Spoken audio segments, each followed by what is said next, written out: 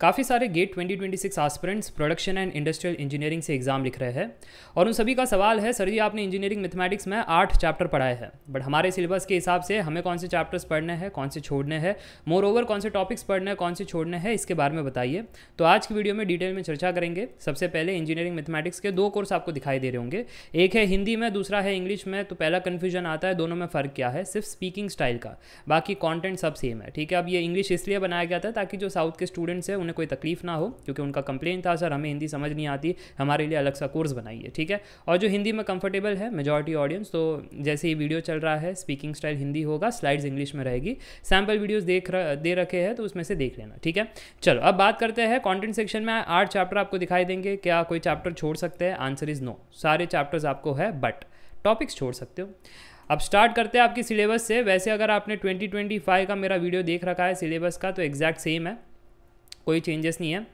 अब फ्रेश से देख रहे हो तो सुनिएगा। लीनियर अलजेब्रा पूरा का पूरा चैप्टर आपको करना है। फोल्डर से आपको भले ही लग रहा होगा अरे बट इसमें तो सर जी डिटर्मिनेंट, इनवर्स, रैंक मैट्रिक्स ये सब कॉन्सेप्ट ही नहीं है।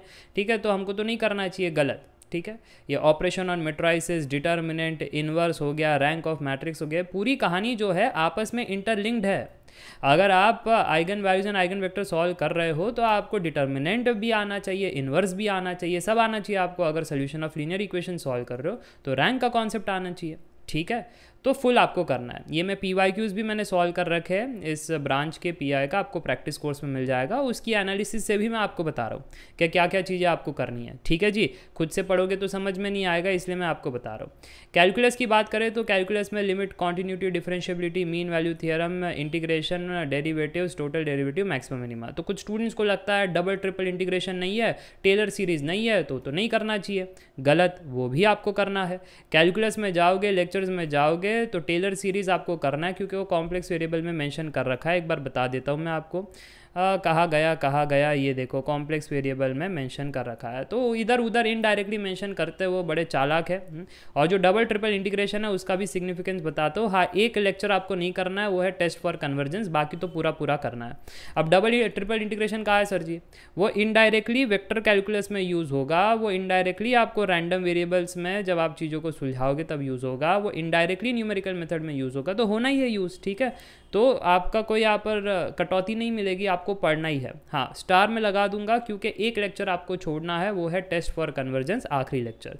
अब जो तीसरा चैप्टर हमारे पास है वो कैलकुलस के अंदर ही जोड़ दिया इन्होंने, वेक्टर कैलकुलस, जबकि नहीं जोड़ना चाहिए, ये अपने आप में एक चैप्टर है, ये कोई सब टॉपिक नहीं है।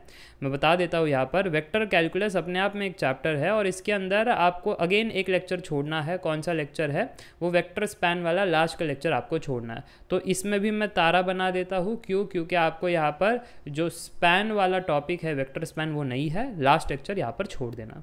डिफरेंशियल इक्वेशन में भी मैं तारा बना देता हूँ क्योंकि सब कुछ आपको नहीं पढ़ना है। डिफरेंशियल इक्वेशन में पार्शियल डिफरेंशियल इक्वेशन आपके सिलेबस में नहीं है, इसलिए जब आप मेरे डिफरेंशियल इक्वेशन वाले फोल्डर में जाओगे, लेक्चर्स पर क्लिक करोगे तो आपको जो पार्शियल डिफरेंशियल इक्वेशन का लेक्चर मिलेगा वो आपको स्किप कर देना, वो आपको नहीं पढ़ना है। ठीक है, इसी के अंदर आपको एक और चैप्टर मिल जाएगा, लैपलेस ट्रांसफॉर्म आपको डिफरेंशियल इक्वेशन में नहीं मिलेगा। क्यों? क्योंकि ये ट्रांसफॉर्म थियरी का टॉपिक है। सो ट्रांसफॉर्म थियरी के चैप्टर में जब आप जाओगे तो लैपलेस ट्रांसफॉर्म आपको वहाँ पर दिखाई देगा। बड़े चालाक है अगेन ये एग्जामिनर, इधर उधर टॉपिक कर देते हैं, जो कि गलत बात है बट क्या करें। ठीक है, तो ये ट्रांसफॉर्म थियरी में आपको लैपलेस ट्रांसफॉर्म मिल जाएगा, बट जो फूरियर सीरीज़ का ये टॉपिक है ये आप छोड़ सकते हो।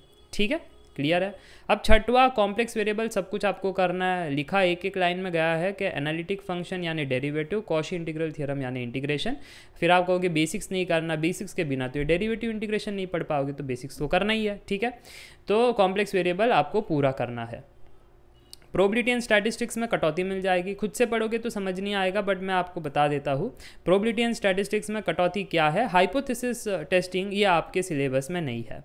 ठीक है, मैंने ये पूरा जो कोर्स डिज़ाइन किया है वो ऑल ब्रांच के लिए डिज़ाइन किया है, इसलिए मैं आपको बता रहा हूँ कि जो 15-16 है ये आपके सिलेबस में नहीं है। बस इसके अलावा तो सब कुछ है। डेफिनेशन ऑफ प्रोबेबिलिटी यानी बेसिक्स हो गया, जिसमें कंडीशनल प्रोबेबिलिटी भी आ गया। सैम्पलिंग थियरम ये किधर आया सर जी? ये सैम्पलिंग थियरम ये देखो इधर आ गया, sampling distribution of sample mean, जिसमें वो कहते हैं अगर पॉपुलेशन डेटा से तो डील करना सीख गए बट अगर सैम्पल डेटा आ गया तो फार्मूला में बदलाव होता है, ठीक है। तो स्टैंडर्ड डिविएशन के फार्मूला में क्या बदलाव है सब सिखाया गया है, छोटा सा लेक्चर है, एग्जांपल्स भी कर रखे हैं। अच्छा, इसके अलावा यहाँ पर स्टैटिस्टिक्स भी है, आपका लीनियर रिग्रेशन भी है, रैंडम वेरिएबल भी है और प्रोबेबिलिटी डिस्ट्रीब्यूशन भी है। तो सभी आपको करना है, बट मैंने तारा इसलिए लगाया क्योंकि लास्ट का 2 लेक्चर छोड़ना है, बाकी 1 to 14 सारे लेक्चर्स आपको करना है। क्लियर हो गया, मज़ा आ गया, समझ में आ गया। चलिए फाइनली जो 8वां चैप्टर है वो है न्यूमेरिकल मेथड, वो पूरा करना है। तो मुझे लगता है आपको 3 चैप्टर पूरे करने हैं, linear algebra, complex variable, numerical method. बाकी 5 चैप्टर में कटौती है, कैलकुलस में लास्ट लेक्चर की कटौती, वेक्टर कैलकुलस में लास्ट लेक्चर की कटौती, फिर डिफरेंशियल इक्वेशन में पार्शियल डिफरेंशियल इक्वेशन की कटौती, ट्रांसफॉर्म थियरी में फूरियर सीरीज का लेक्चर छोड़ना है और प्रोबेबिलिटी में हाइपोथेसिस छोड़ना है, ठीक है। और सीक्वेंस यही फॉलो करना है जिस सीक्वेंस में मैंने पढ़ा है ना, इसी फोल्डर बाय फोल्डर में आपको जाना है। ऐसा नहीं कि कैलकुलस के बाद सीधा वेक्टर कैलकुलस गए फिर समझ में नहीं आएगा, ठीक है। तो डिफरेंशियल इक्वेशन पहले पढ़ना जरूरी है, फिर वेक्टर कैलकुलस में जाना है, सब कनेक्टेड है एक दूसरे से।